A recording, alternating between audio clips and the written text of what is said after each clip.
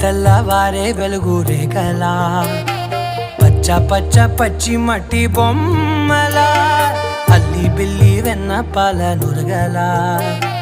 అచ్చ తెలుగు ఇంటి పూల కొమ్మలా దేవదేవుడే పంపగా ఇలా దేవతే మా ఇంట అడుగే పెట్టెనంట బ్రహ్మ కళ్ళలో కాంతులే మా అమ్మలా మా కోసం మళ్ళీ లాలి పాడేనంట.